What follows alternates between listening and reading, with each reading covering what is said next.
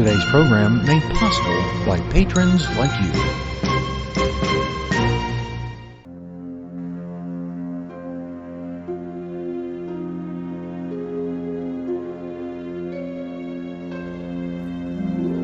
Welcome to where we celebrate music from the movies. From the golden age to present day, we've got it all covered. We talk to those in the entertainment industry and find out about their favorite scores. You found the podcast, What's the Score? I'm your host, Frank R. Wilson. So sit back, relax, grab a popcorn, and let's see what we'll be hearing today.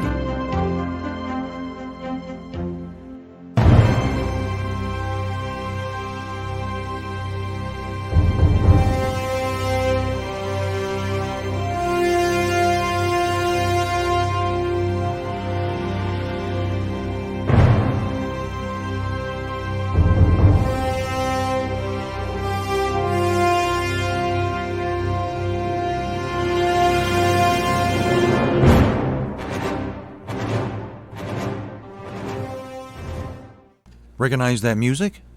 It's a favorite of our guest today. Now, our guest was born in Haiti, but didn't live there very long. He lived his early years in Costa Rica before he came to the States to study music, and we're all the better for it. After writing music for short films in the theater and more, he was discovered by Neil Diamond, who brought him on as an arranger for his albums. That led to a flourishing career where he composed scores for various films and TV shows such as Splash, Mr. Mom, The Beastmaster, Jeremy, and TV shows like East of Eden. Perhaps his most famous composition is for the show Moonlighting, at least in my opinion, where he wrote the hit title song and also scored the series. I became aware of him first when he was working very closely with John Denver, which I thought was spectacular, his work with him. I hope everyone will please join me in welcoming Lee Holdridge to the program. Hi, Lee. I appreciate you joining us on the program today. Hello, Frank. I'm just absolutely delighted to be here. Thank you. No, my pleasure. I tell you, in our conversations, I've already had mentioned to you that I was a fan and an admirer of you for many reasons, but one of which was the first time I was introduced to you is basically all your work with John Denver. So I hope to be able to talk about that at some point during our interview. But thanks again for joining us. Oh, absolutely. John Denver was a very good friend and a big part of my life for a long time. I bet. In reading through some information about you, it sounds like you had an interesting beginnings in life. I was wondering if you could maybe tell us a little bit about yourself, growing up, and things of that nature before you started to become a professional composer and musician. Well, very briefly, my father was a world-class scientist. His field was tropical forestry, and then they call that dendrology. And he did a lot of research. He was one of the early researchers in tropical forestry in Latin America. And he met my mother in Puerto Rico, and they were married. And I was born in Haiti, where they were running a research station. And then eventually wound up in Costa Rica, where he built another research station. And it was in Costa Rica I started my music lessons. I decided at 10 I wanted to study the violin.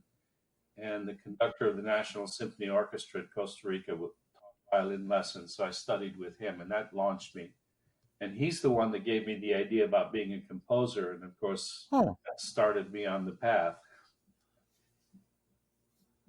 How fascinating. And the violin, I mean, any reason why you were drawn to that particular instrument? I don't know. I just suddenly the light bulb went off. Yeah. A girl carrying a violin, and I said, I want to learn that instrument. And I went from there. The nice thing about playing an instrument before you become a composer is that you do sit in orchestras and you kind of feel what it's like to sit in that orchestra. So when you're writing orchestral works, you kind of have that in your subconscious, that sense of playing the line, as it were.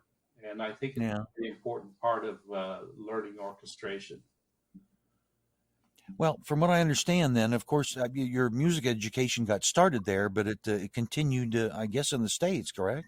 Well, I came to the States to go to high school. My father's brother and his wife lived in Boston, and they agreed to have me come there for during the school year so that I could go to junior high and high school in Boston and study music. And Hmm. that's what I did. I took music lessons all over, and I met a gentleman by the name of Henry Lasker, who was a wonderful composer and teacher and scholar. He taught at the high school, Newton High School in outside of Boston. And I started studying privately with him. And in 3 years, I literally covered everything with him. Wow. When I went to college later on, it was anticlimactic because they started teaching me what he had already taught me. So Wow. I went another road. I stayed studying privately. I took some private lessons with Nicholas Flagello, another great composer, and went off from there. You know, what can I say? Yeah, and you were more. It sounds to me like while you were learning an instrument, your path or your passion was actually composing as opposed to becoming a great musician. Is that safe Yes, to say? right off the bat, at an early age, I realized what I wanted to do was compose. I set my sights on the concert hall at first, you know, this what we call the symphonic literature, whatever you want to call it. And Yeah. in high school, I wrote a lot of chamber works. I wrote for the high school symphony orchestra, full symphony orchestra. I Wow. wrote a number of works. By the time I was 18, I had already a considerable body of works that I'd composed during that period. So Oh my. it was a great learning period. It wasn't until I got to New York that I was then introduced to theater and film and all the other avenues. Yeah. Did any recordings survive of some of this work that you did in high school by any chance? A little bit, but it's not, the quality is miserable. So I have scores put away in the library, but that's about it. You know what I mean? Yeah. No, I understand. Well, let's get into some of the choices that you had, and sometimes our guests will choose scores that they've admired by other composers, and we're going to focus on a lot of your work today and some of the things that you're particularly proud of. And the first thing I thought we would explore is the suite from Beastmaster. I was hoping you could tell us a little bit about how that project came to you and why did you choose it among your favorites? Well, the Beastmaster was a surprise assignment. I got a call one day from a director. It turned out to be Don Coscarelli, who directed the Beastmaster. And he told me he had heard my violin concerto and he absolutely loved that piece and he wanted to meet me and talk to me about his film. Now, Huh. I went to see the film with him, which was, of course, the rough cut of the Beastmaster, and I was sitting there saying, "What is this? How did my violin concerto suggest this?" Kind of like, but whatever, you know. Yeah. He heard. I think he loved the sort of lyricism and the sense that the concerto does kind of reach out, so to speak. Hmm. And it turned out that they had started the score of the Beastmaster with another individual, and they weren't happy with it. And so he threw it in my face, and it turned out that they had booked sessions in Rome 2 weeks from then. So I literally had 2 weeks to compose and do the entire thing. It was almost, I don't know, it was close to 2 hours of music. And Holy. I remember sitting in the spotting with the director, and I said, "Well, now this scene, the guy would say, we leave at dawn, and then 5 minutes later they would arrive." And I said, "What happens in those 5 minutes?" And the director pointed at me and said, "You." So I knew there was a lot of music, and 2 weeks is literally impossible. So I decided I would get some orchestration help, and I contacted the legendary Greg McRitchie, who had orchestrated all the Alfred Yep. Newman films from the 40s. I've heard of him. Yep. And he worked a lot with a lot of different composers, including Basil Polidorus. He had scored Conan the Barbarian with Basil, so he was Okay. familiar with the orchestra in Rome because we were using the same orchestra. And then my friend Alf Clausen was helping me too. So what I did was I literally wrote 6 minutes a day. I would sketch. I would do 4, 5, 6 line sketches on the piano, and Right. I would have 3 or 4 sketches done by the end of the day, and I would fax them. Remember those gadgets? They were called fax machines. Yeah. I would send one sketch to Greg and one sketch to Al, and they would orchestrate, and then I would orchestrate a sketch or two. So between the three of us, we were doing 6 minutes a day. I finished the last cue on Sunday in Rome, the day before the first recording. I finished the Oh, jeez. sequence. I know, nothing like cutting it close, but it worked out. You know, it worked out. Yeah.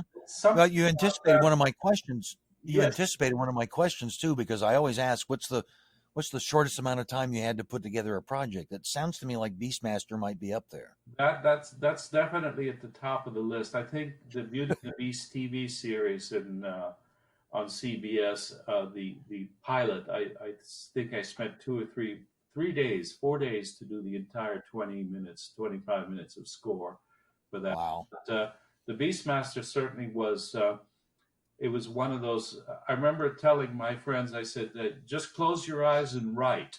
You didn't have time to think about anything. You just dove in and you went. And Wow. I was very pleased how it came out. I mean, I was surprised that, got a great theme and worked in the director said, the eagle has got to have his own theme, and each animal has to have its own theme, and the princess has to have her theme. He wanted all these different things, and so I tried to do all that. I think I was able to do that. And oh, excellent. Well, let's have a listen to this then. This is a suite from the Beastmaster that I'm assuming will probably include a lot of those different themes. Are you playing the suite or are you playing the main title? The suite, I think, is what you sent to me, correct? No, I edited. Well, I sent you the suite, but I edited just the main title out of it. Oh, okay, that's fine. If you want to play the whole suite, you would have to go to the CD, but this is just the main title. Okay, no, that's fine then. We'll play what you had sent us. Okay. It's the main title from the film Beastmaster, and it's written by our guest, Lee Holdridge.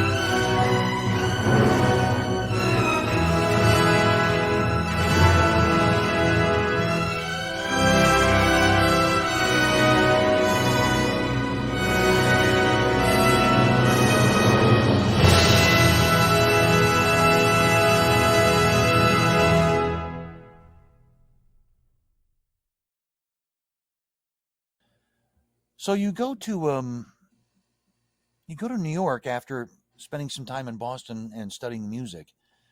And I assume, you got some other opportunities to write some music. What was it that attracted you to potentially doing film and TV projects? Well, when I was growing up in Costa Rica, my mother took me to the movies all the time. My father, because of his scientific research work, had to travel a great deal. So she would entertain us kids, and I was the oldest, so she would take me to the movies. And I remember seeing films like Ben-Hur and Quo Vadis and all these great films, and you heard these great scores, and Oh yeah. oh, I always said, "Gee, that's wonderful music. That's wonderful music." I didn't think about it then, but unbeknownst to me, it was all registering in my subconscious. When I got to New York and I was starting to do a little bit of work, I started doing some arrangements in the Broadway theater shows. I did some ballet music for Broadway shows and that kind of stuff. One of my first people that I worked with was Michael Bennett, the famous choreographer. How did I know Mm. he would become a legend like he did? But there you are. But also, I met a couple of young filmmakers who were making short films, and they would do films for about 4 minutes or 5 minutes, and I would do some music for it. And I met Nick Flagello, who was a wonderful composer, and I did study some composition with him. And ironically, I hired him years later to help me on another score that was a last-minute score that had to be done in New York. But Nick was great, and he had worked with Maurice Jarre on Dr. Zhivago. He had done a lot of Oh wow. animation for that film. And I remember saying to him, "How do you feel about film music?" He said, "I feel wonderful. It paid for my house in Yonkers."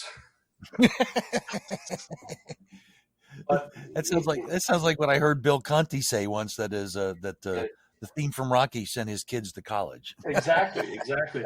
So, but if you go back, if you listen to the whole winter sequence in Doctor Zhivago, Nick's work, and it's perfect, Uh, And yeah.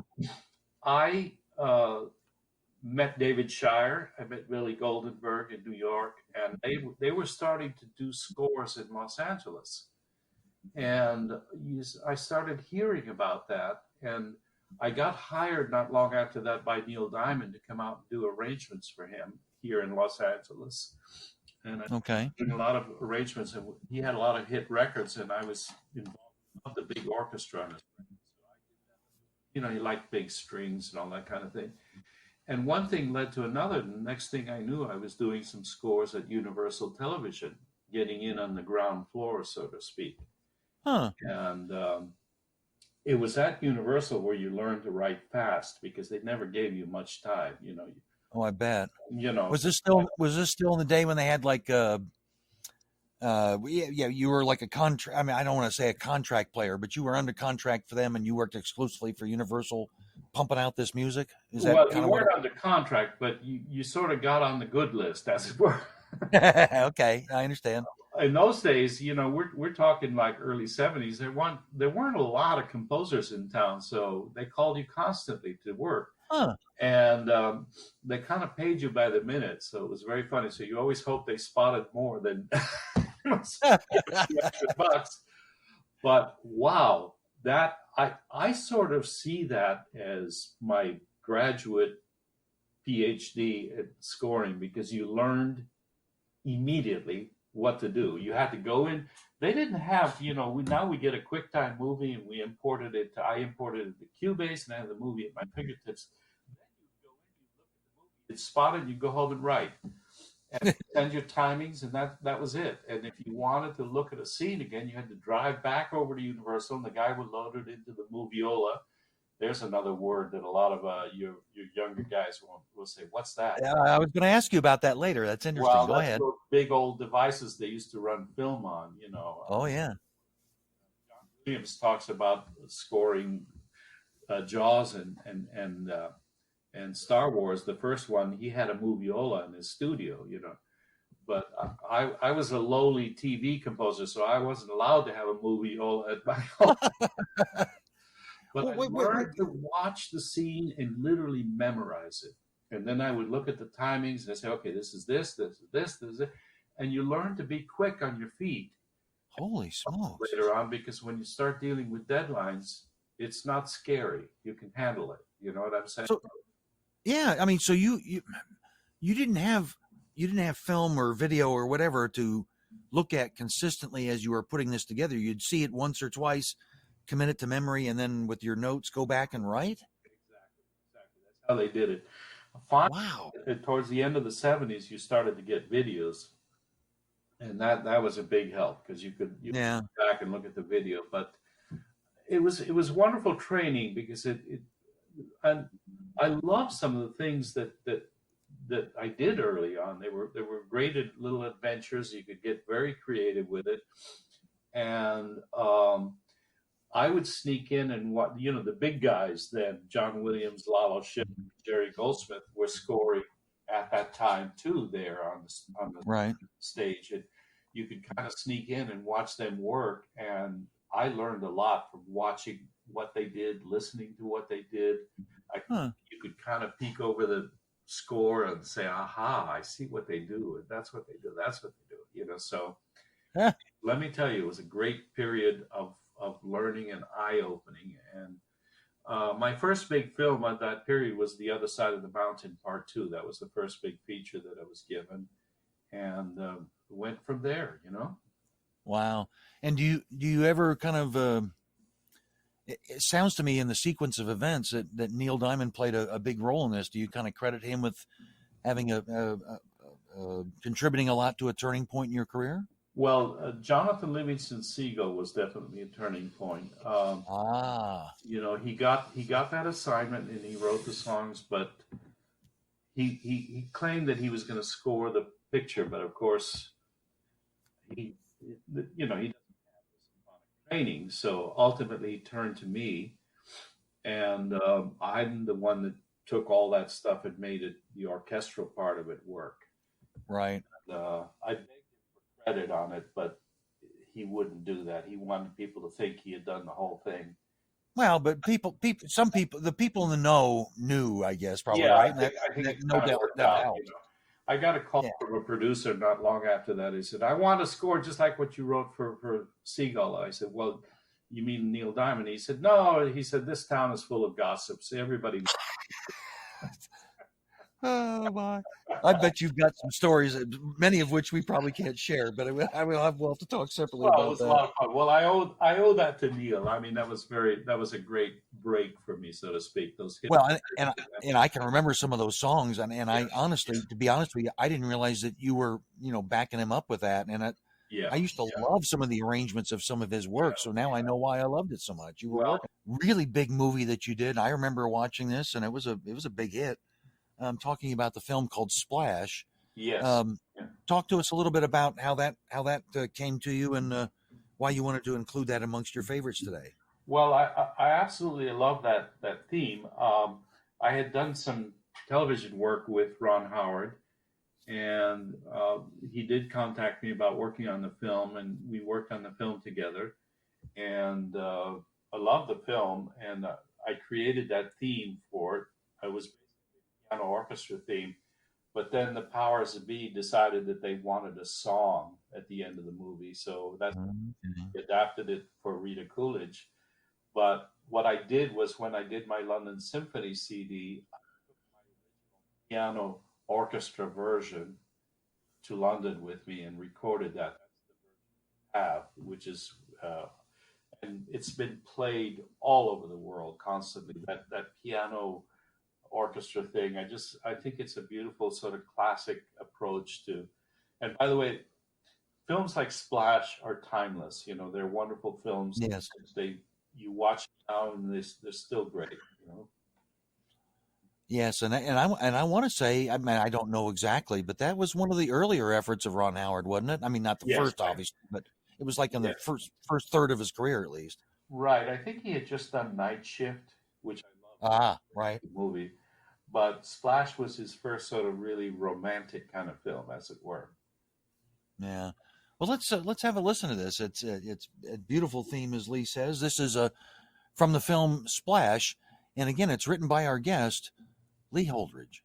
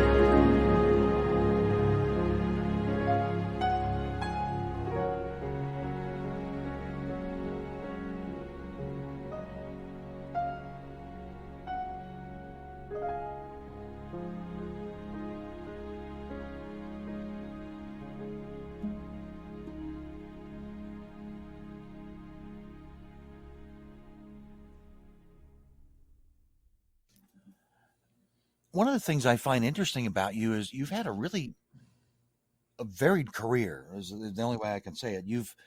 I know you've written classical works. Mm-hmm. I know you've written songs and scores. You mentioned you'd written some things for musical theater and so forth. I mean, that's pretty amazing that you branched out in all those different things. I'm just kind of curious: is there one genre that you prefer over the others that you enjoy more than the others? Well, I love it all. I sort of am drawn to the whole Renaissance idea of like art should be, alive, and you should be able to delve into all sides. One of the things that really disturbed me when I went to New York and I went to try to go to different schools in New York was the kind of adamant academic attitude that existed in those places. Like, I actually heard the following words: Will, we see you've written a lot of music, but you haven't written enough 12-tone music. Yeah. Now, at the time, I was a scared 17-year-old, so I didn't know, very bewildered. I had a slow burn after that. I said, how dare they tell you that? How dare they say that to you? Mm. Matter. If you want to write 12 tone, write 12 tone. If you want to write lyrically, write lyrically. Henry Lasker's attitude is pick what you want to write in and try to do the best in that genre. Try to make that genre really beautiful or excellent or work well. And an example was he came in one day when I was studying with him. He brought in Jerome Kern's Smoke Gets in Your Eyes. He Okay. at the piano and he said, we're going to talk about sonata form. And he started playing it. Dun, dun, dun, dun, dun, dun, dun, dun. And he said, that's the A, the statement. And then he played da, da, da, da, da, the B theme. And he said, that's the, the middle section, whatever. Right. Sonata form. He said, then he pulled out a Schubert sonatina. He said, this is the same form. It's just a little longer. You see, so right away, it was like, keep your mind open. Open it up. Look at the possibilities. And when I got to New York and those certain academic types started kind of restricting what you could write and couldn't write, as I thought about it over the years, I thought that is a horrible way to teach music. Huh. And fortunately, none of those guys that said that to me, their music gets played anymore. But that's another thing. But I Anyway, obviously you see know, your I point. think- Though. I'm not even a musician, but I can understand and see your point. As an Well, artist. what's happened, I think, towards the end of the 20th century and into the early 21st century is that composers have decided, I'm just going to write what I want to write. And everybody chooses their path and pursues it. And I think it's wonderful. So we're all over the place. I don't like being static. I like the fact that I've written film scores, I've written television scores, I've written operas. Opera was always an early love. I was drawn to the voice early.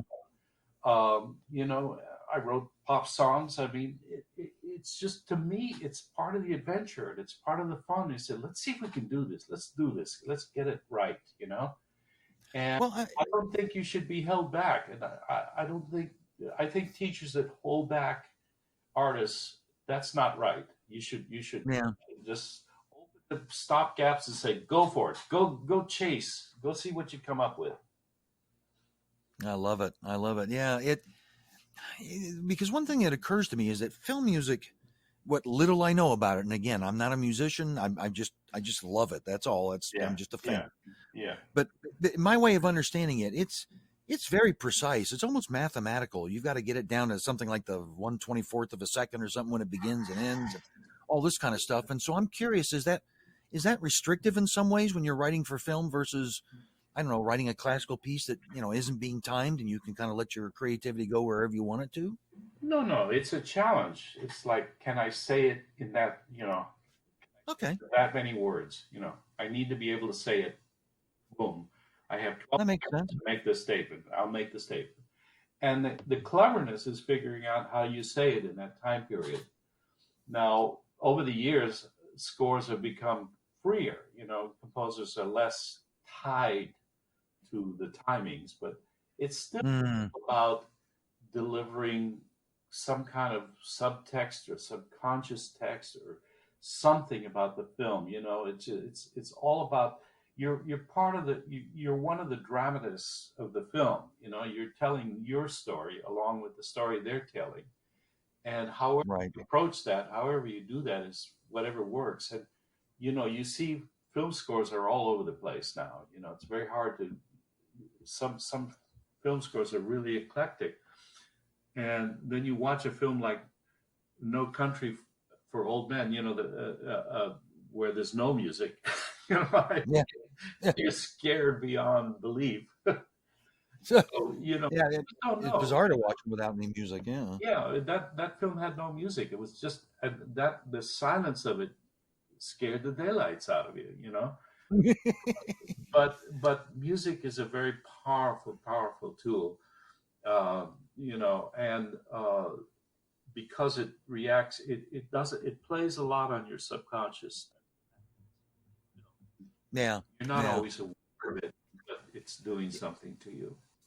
Yeah. I mean, I've had the opportunity, and I know you have, obviously, many times over, to see a movie without a music track, and it just most of the time falls flat. Right.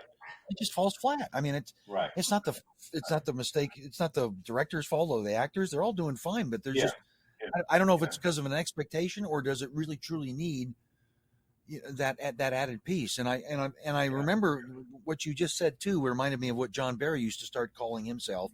They would say, well, you're a great film composer. And he'd say, no, I'm not a film composer. I'm a musical dramatist. And that kind of goes to Yes, your yes, point exactly. about, you know what I'm saying? Yeah. Yeah, exactly. I think that's a very key element of it. You sometimes you just provide atmosphere. It's not even a question Yeah. about themes or anything. It's just you supply a vibe or a feeling or a mood or something. It has nothing to do with anything. So, Yeah. and many times it was interesting when directors wanted you to counterpoint what they were doing. They wanted you to play against it. Go somewhere else. You're seeing Right. one, you're hearing another. That's always a great device. Now, if I understand correctly, let's see. Did you worked on a film called Tuskegee Airmen, correct? Yeah, the Tuskegee Airmen was a wonderful HBO film. I've always been a great fan of flying. Anyway, I've been always very interested in it, and I loved working for the director Robert Markowitz, who directed that film. That was one of the few times the spotting section for Rough Cut had no temp music. He didn't believe in temp music because he felt Wow. it restricted the composer. And so you would watch the film with him literally blank. He had very carefully thought out thoughts about music, where it should go and what it should do. And then you would write a score. And the first notes that you would hear were the notes you had composed for the film. And that was always very exciting and That is highly unusual, isn't it? That they wouldn't temp track it first. very unusual. Very unusual. Huh. And he's one of the few people that did that.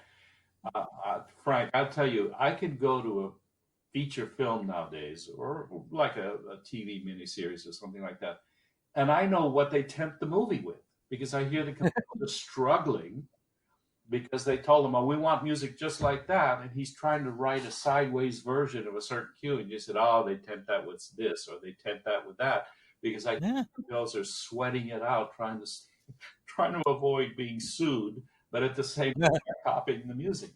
And I've done it too. I've been in that position where the director says, "No, I want it just like this. I don't want it like that. I want it like this." And he points you to the temp track, and you're like, "I don't, I hope I have a good lawyer." Well, let's listen to this. I believe you had passed along a cue to me from Tuskegee Airmen.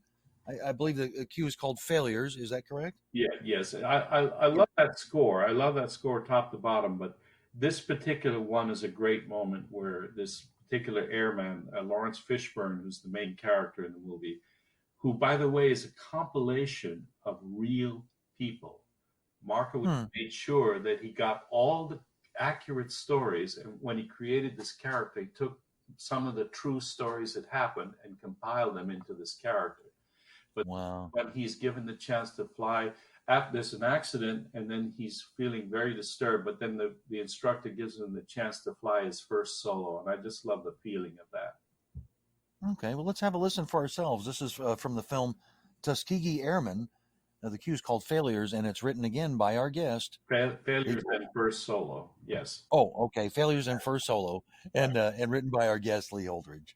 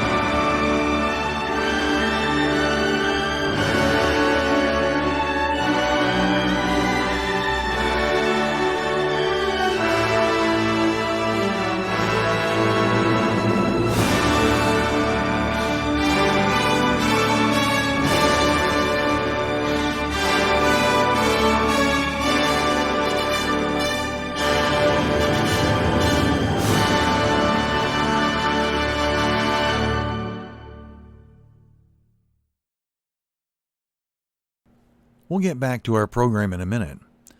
This program is done for the love of film and film music, plain and simple. However, it does take a huge investment in time and in fees for me to make the program work for you.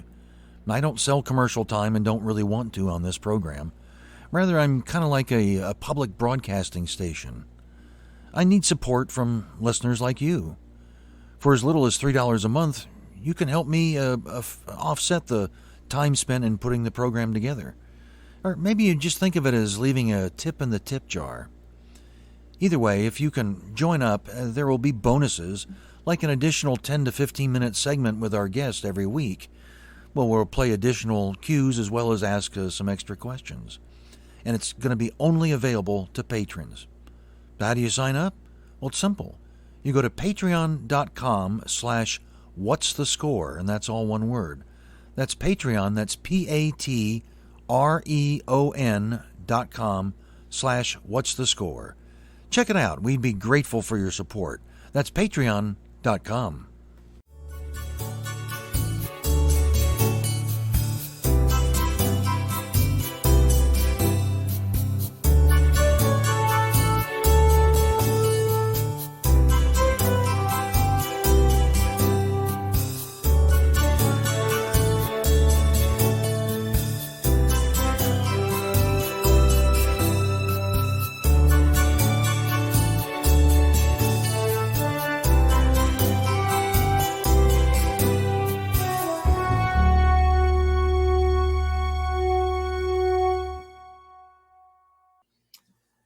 You've kind of alluded to it a couple of times, so I guess I'll go ahead and ask.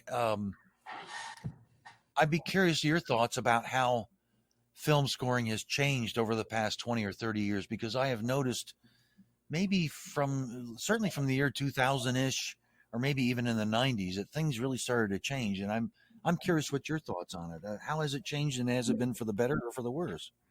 Well, it's a continually evolving art form. It's not static. And filmmakers change the stories, they change the approaches, they change the way they make the film. So, of course, the music's going to change. Um, as I said, there's been less of scoring to the moment and more of maybe scoring to a broader sense of feeling or something like that. So scores are less sort of timed to the picture, unless you're John Williams and scoring Star Wars. But that's a different genre. Um, Yeah. and of course, a lot of directors don't want big themes. They don't want themes anymore. Uh, I have mixed feelings about that. I think there are times when I would love to hear a theme, and there are times when no, it shouldn't be a thematic score. It should be completely uh, kind of feel like an aleatoric score or you know an ambient score rather than a thematic score. But then there are times when, man, that theme just grabs you and it's emotional. And recently, there have been a few films where I walked out saying, "Too bad it didn't have a theme. It would have been great for that film to have a great theme," but they missed the ball on it. Then you walk out of another film where it's all done with kind of what I call it's more of a sound effects the score, if you and I think I know what you mean. score. It's a different kind of score when it's more of sound effects, more of synthesized colors, Mm-hmm. that kind of stuff. And there's been some marvelous scores done that way recently that really are evocative and really grab you. Well, as my listeners know, my biggest, I shouldn't say complaint, but the thing that kind of maybe it bothers me, or I wish it could change. It seems to me more recently that you almost get more wall to wall music. I mean, as important as music is, and I think you and I agree on that, and it Yeah, truly is. yeah, There are times when it should be no music. Let the characters carry the emotion, or during a fight scene, you don't need all this music necessarily. The fight scene is dramatic enough without music, and I'm just kind of concerned that it seems like it's almost wall to wall music nowadays. well, I think that, yes, I agree. It's a lot of that's insecurity. I mean, obviously they don't feel confident enough in the film. And they feel that we've got to pull out all the stops. We got to make sure that everything's covered. And of course, score is one of those things that covers the gaps, as it were. Um, sometimes you'd go into a spotting session and the director would say, now you got to help this scene, and you tell Right. yourself, okay, let's rewrite the script. let's re let's cast it differently. That'll help the scene. But you don't say that, he's looking to you to now supply something that's missing from this scene. And hopefully as a composer you can supply it. And sometimes it works and sometimes it doesn't. But Oh yeah. I mean, I've seen films almost. I don't know. I don't know if I would only use the word as strong as saved, but certainly films have been enhanced and made better by the score itself. I mean, they wouldn't have been that great if it wasn't for the score kind of helping to elevate everything about it. Does that make sense? that does make sense. That happens a lot. But a great film should be able to stand on its own, and you should recognize it when you see it. And then the score should only be a wonderful addition or part of that whole overall success. And that happens from time to time. Certainly, I was in the theater the day after Star Wars opened, and when that spaceship came over my head, and that music hit, I was, I went off the charts. You were hooked. There are moments like that you just say, okay, all right, Mr. Williams, I'm yours. Go for it. Yeah. And it's just very exciting and very thrilling. And as you know, that became iconic. Same thing with Jaws. I used to say to people, what are you seeing on film? You're just seeing the bottom of the ocean and a lot of sand. I mean, you can watch that in a Jacques Cousteau documentary. It's the music that suddenly puts fear in your head. It's the unknown, and it scares the daylights out of you. And that was one of those marvelous moments of scoring where it's all in your subconscious. Yeah. Yeah. You had the pleasure of doing a film that was a favorite of mine called Mr. Mom, and in fact, I think we might play a couple of cues from this back to back. Yeah. Tell us about how that project came to you and your affinity for these two cues here that we're going to play. Well, Mr. Mom is a gem of a movie, and I'm telling you, you can order it today and watch it today, and it fits right into our world today. That's pages. It was John Hughes' I think first full script that he produced for a film. Huh. And Aaron Spelling was a producer, and I'd worked for him before, so I was brought in to do the score. And it was just a blast working on that. I loved Michael Keaton in it. I thought it was a perfect combination of not overstating, but just enough where you got the comedy and everything. But an interesting thing happened with that film. We finished the film, they went out and previewed it, and it fell flat on its face. Huh. And they were sitting around trying to figure out what was wrong. And they went out and hired an old-time picture editor from MGM that had done comedies in the past, one of these grand old veterans. He recut the entire picture, recut the timing, reset the timing, and that all of a sudden it just sparkled. And that's the film you see today. And I said, see, don't throw away those old timers. They know a lot. They know, you know what I mean? And how fascinating. I had to rescore the picture because all the timings were different. So I'm sure I could do literally like a second score of using the same thematic material. But it was sure. a fun score. It was playful and did all kinds of crazy little things, and we had a good time with it. And I'll tell you a funny story. Your listeners might enjoy this. There was a scene in it where the director, the Michael Keaton character, fixes his wife dinner, and he wanted a romantic record playing on the record player when he's waiting for her to come home for dinner, and he wanted Debussy's Clair de Lune playing on the record player. Well, it turns out that when they contacted the attorney in France who handles the estate of Claude Debussy to get the rights, he would not give them the rights because he happens to also be Maurice Ravel's attorney handling the Maurice Ravel estate, and he was still angry over what they had done to the Bolero in 10. So he would not grant them the rights. So the director was very depressed, and I said, don't worry about it. I said, there's an old trick I learned in school. I'll write the theme of Mr. Mom, but I'll arrange it like it's Debussy. And so what you hear of that player is actually my theme, but it sounds like Claire de Lune. And I love it. Oh, that's great. That is a so great you story. avoid the lawsuit because you're not using Debussy's melody. You're using your own melody, but you're just Right. orchestrating it in that genre, you know? So it's a wonderful old compositional trick. And it worked. Yeah, it worked. Yeah. Well, let's go ahead and have a listen to this. We're going to play back to back two cues from the film Mr. Mom. One's called Crazy Days, and the next one's called More Crazy Days. Well, that everybody remembers the wonderful scene where Michael Keaton decides to organize the laundry and everything for the kids, and he's marching them around like a little army. And he has this encounter with the washing machine, which they call Jaws.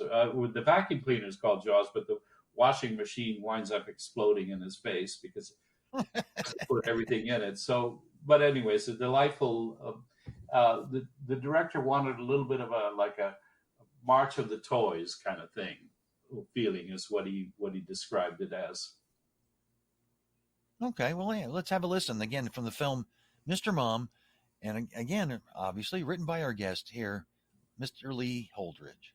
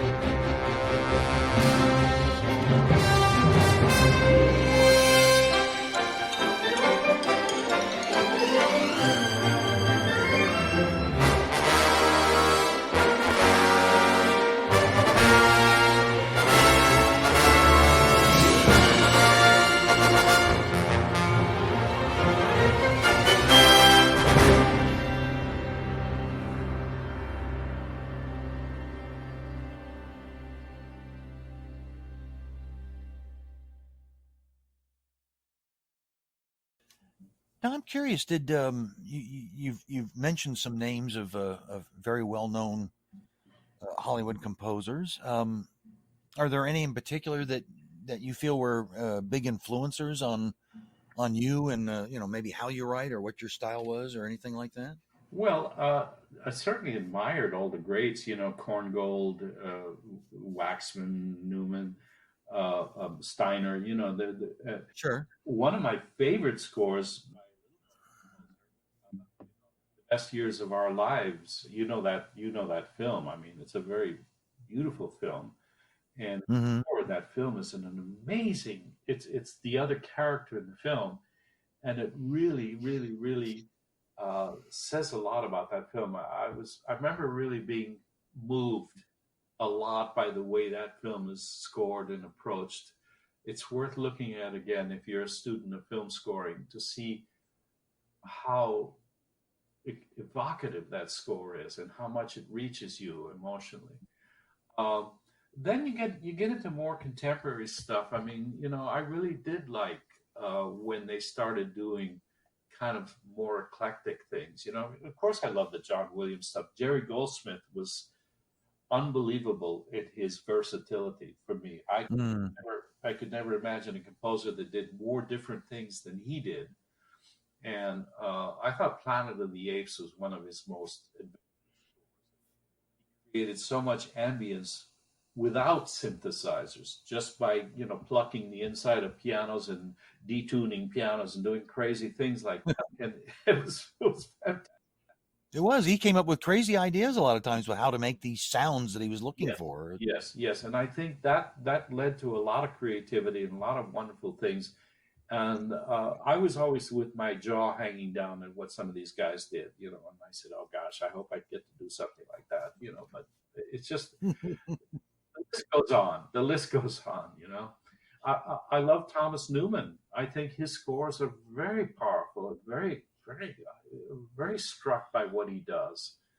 Very unrecognized by the community, but man, his stuff is wonderful, and more recent stuff that he's done. Yeah, I was a big fan of. I loved American Beauty and what Yes, was it, yes, Scent of a Woman, which kind of had similarities to them in their sounds, but I thought yeah, those were really inventive and creative, and I loved those. yeah, yeah. Well, Shawshank Redemption was just Well, beautiful. yeah, that's true. Yep. Yeah. Well, we're coming to one of my favorites of yours, and I can remember. I think the first time I saw the credit show up, I was like, "Oh yeah, okay." Um, my wife and I were big fans of a TV show. Let me guess. I think it was in the '80s, called Moonlighting, Oh, and yeah. yeah, and it had a fabulous theme song that was very short for the TV show, as they always are. But fortunately, those of us that like the song, it was released as a single, and I think it did very well. I was gonna play that next. Tell us a little bit about how that project came to you. Well, that was another one of those last minute hanging on a cliff type projects. Uh, Yeah, I got called in to meet Glenn Caron, who was the creator of that series, and he right. gave me a script to read. I read the script. I said, "Oh, this is a marvelous script, but it's so sophisticated. Will this go on TV? I don't know." You know what I mean? But uh, when I went in to see him, they were going to start shooting in about 3 or 4 days or something like that. And he hadn't cast his lead yet. He had Sybil Shepherd, but he hadn't cast the male lead yet.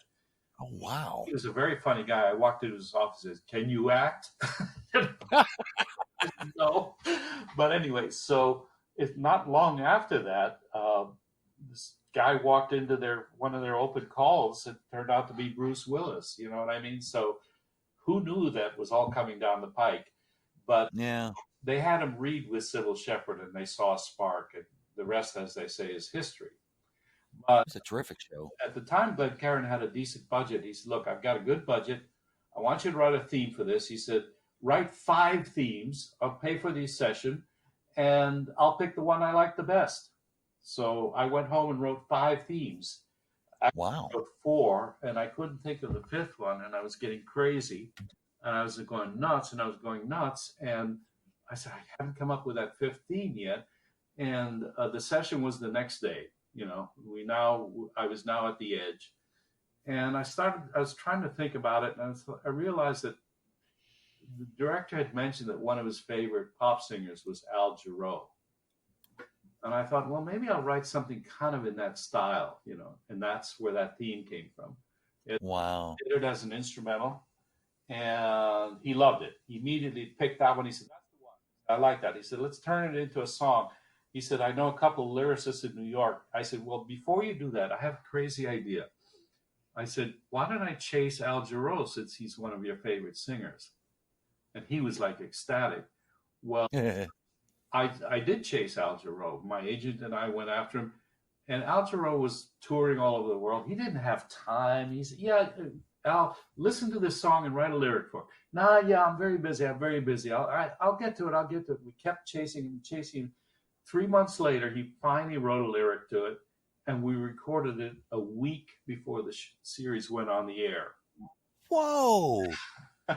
You're kidding me. I've never heard of a tight time frame like that. Talk about tightness. Now, we did do a long 3-minute version. If you look at the pilot, at the end credit, they play the entire 3-minute version. Oh, okay. That's what kind of gave them the idea of doing a single. And as you know, it did very well. It was a big hit in England and Europe, France, places, and hit here and all over the world. It's still performed constantly. And that version that he did, I mean, Al walked into the studio, we recorded it, done. Wow. That makes me want to play it more than it. Let's have a listen to this. It's very fresh and vibrant. It's a great song. It's something to be proud of. This will be the. Go ahead. I'm sorry. No, I said thank you. I appreciate that. Oh no, very much. I mean, sounds kind of corny, but I'm actually getting goosebumps just thinking about it. I love this song, so it'll be a lot of fun to play. This is the main theme from the TV series on ABC called Moonlighting. It's sung by Al Jarreau, and who did the lyrics as well, I guess. And the music is by our guest. Yeah, and the music is by our guest, Lee Holdridge. Let's have a listen.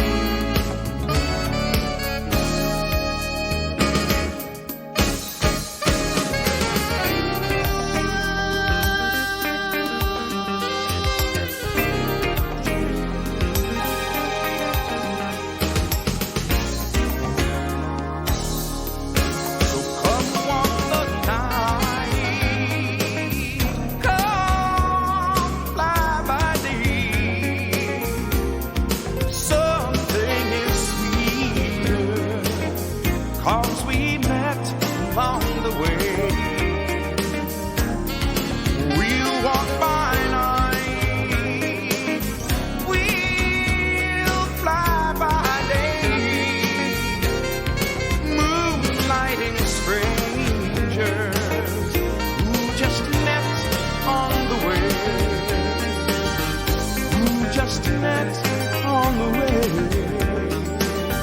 Who just met on the way.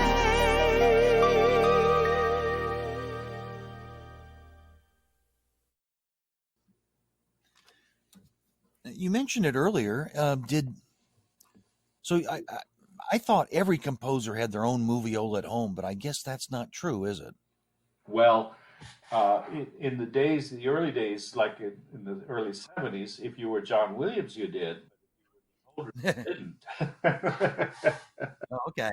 I had to get in the car and drive over to the studio and have the guy play it for me again, you know. But you know, like I said, video came not long after that, so that solved the problem.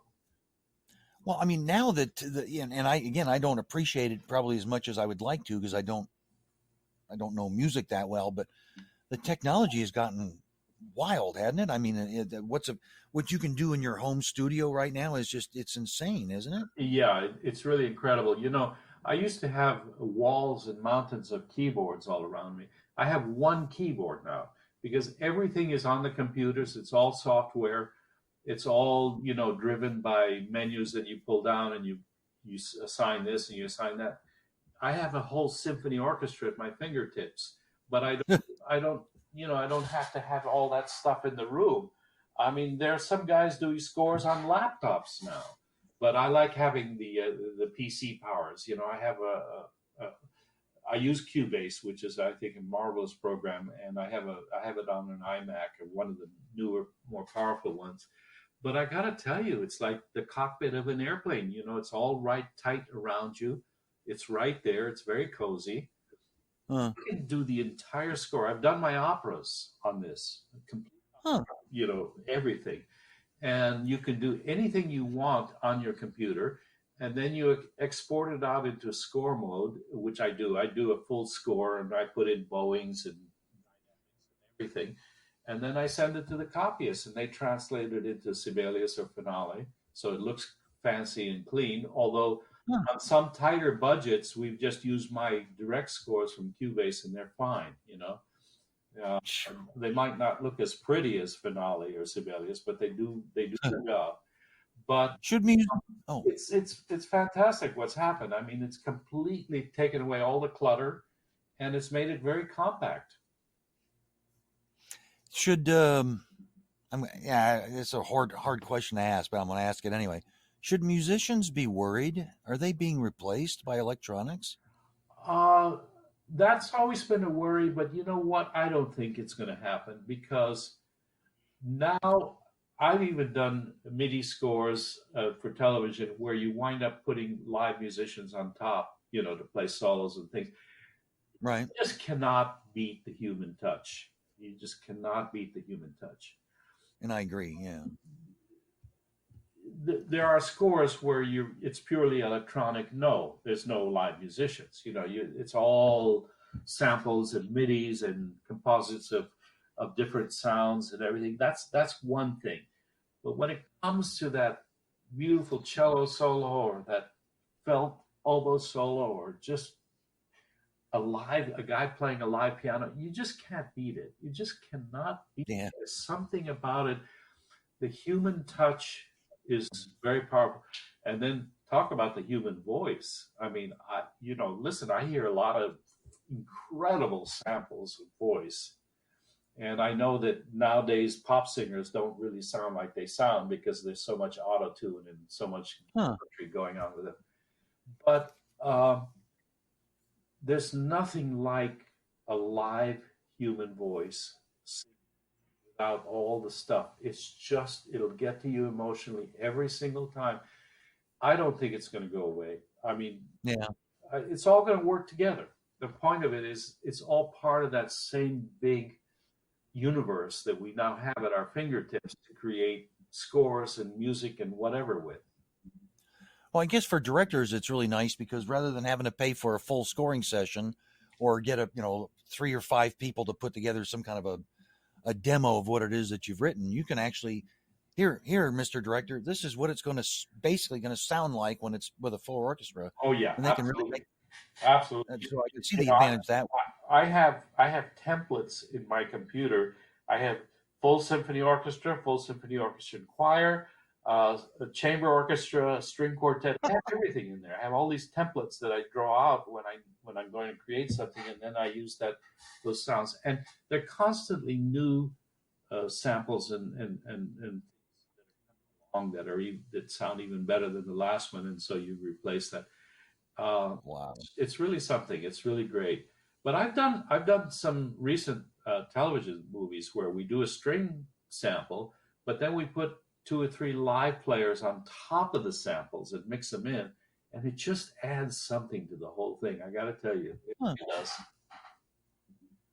Okay, yeah, that's fascinating to hear, and I'm glad to hear that too, because I would like to think that machines aren't going to replace.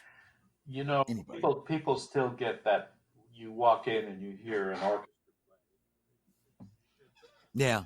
You go to a concert or something, you just can't beat it. I mean, it's there's some kind of another universe that you go into when that happens, and yeah, hopefully we'll get live concerts back here sometime soon. Oh gosh, I hope so. I feel badly for the players now. I mean, no kidding.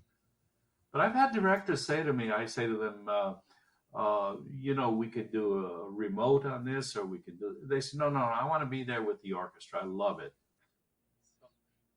Yeah, I bet that's a special feeling. Stand in front of the orchestra and feel the whole thing, And what amazes me, and I've got to move along with the next cue, but I'll have to say this one thing that always amazed me as an admirer, but not a musician, but just from what I understand, the musicians are so good in LA and also New York and London that basically here's the sheet music. Yeah. You may have one run through and that's it, and then boom, you record it live and it's done. Oh yeah. That's how good they are. Oh yeah, absolutely. The sight reading is unbelievable. That just amazes me. It's not just LA, New York, London anymore. It's become more and more of a worldwide thing. Wow. Orchestras are all around the world have gotten increasingly better, and it's actually very exciting. And I've recorded in some crazy places, but it's always an adventure and it's always fun. But it's funny. What's that one universal language that everybody understands, right? Mm-hmm. Yeah. Indeed, that's correct. You had the privilege of scoring a very ambitious TV miniseries called East of Eden. I think from my notes here, it was I don't know, 8 hours, I guess, like spread over several nights.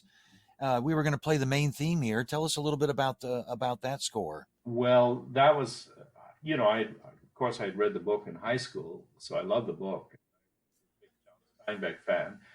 But I had seen the East of Eden movie that was done, back some years ago, but it's just a few chapters of the book, that movie. When they were doing a miniseries and they were doing the whole book, that sounded exciting to me because it's 3 generations in that movie, in that novel. So the director of that was very succinct when he came to me. He said, "Listen, there are 2 themes in this movie. There's the love theme and the hate theme." He said, "Each other. That's basically what it's about." He said, "You take it from there." So.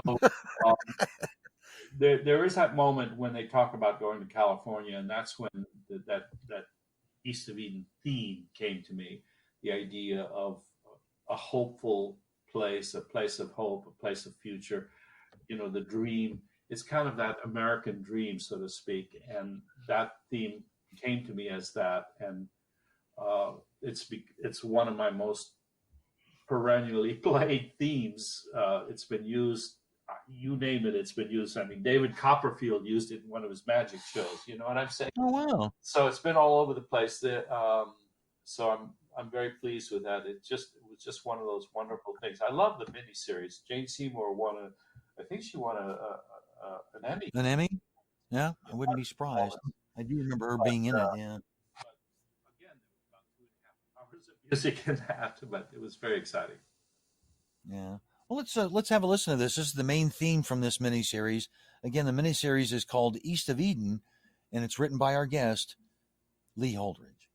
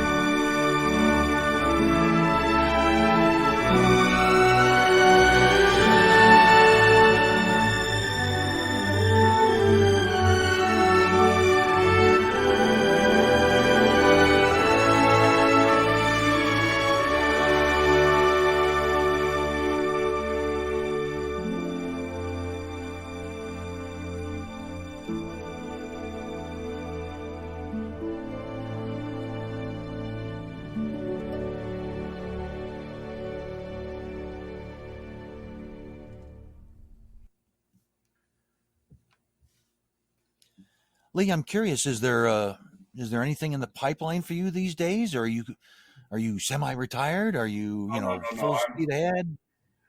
I have, as you know, I wrote my first full-length opera that was premiered by the LA Opera in 2013. I've written another one since then, which the premiere has been delayed due to what's going on in our country right now, well, worldwide Right. now. And as you know, all the film projects have been put off. I have 2 film projects I'm supposed to do, but they moved them to next year. So what I've done, I've taken this time to work on a number of concert pieces. I have a new concertina for guitar and orchestra that I've completed. And I have a string work that I've completed. I've several solo piano pieces. I've never really written solo piano pieces, so I wanted to do that, and I've done that. Huh.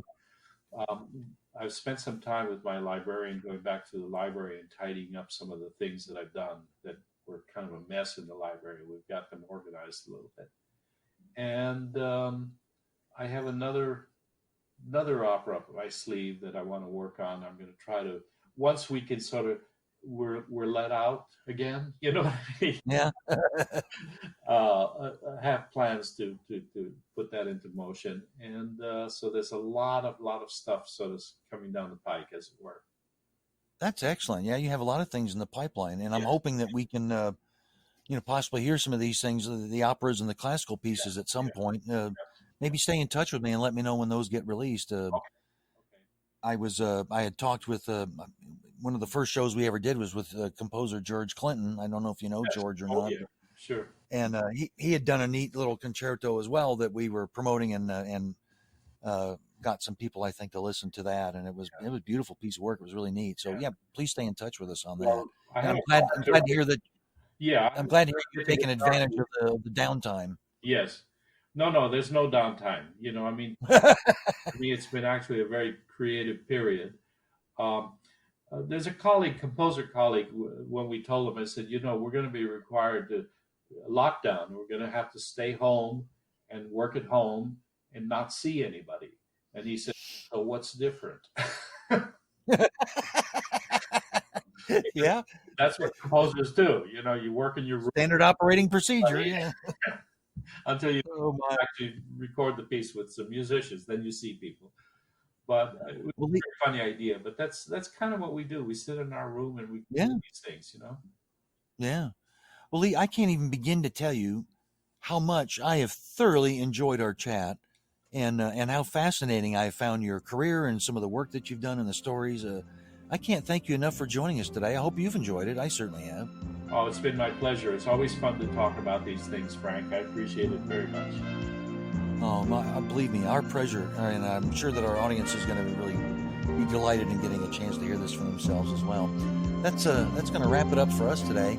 Let me remind you, too, that What's the Score? We have a Facebook page where you can stay in touch with us. The Patreon program that I told you about. Continue to look into that. If you can support us, we'd really be grateful for that. And we're going to continue to come out with more shows, and got some great guests lined up here in the future, so I hope you stay tuned. Goodness, with that, there's only one thing left to say, and that's simply this. My name is Frank R. Wilson. My time's up. I thank you for yours. Thanks for listening to What's the Score?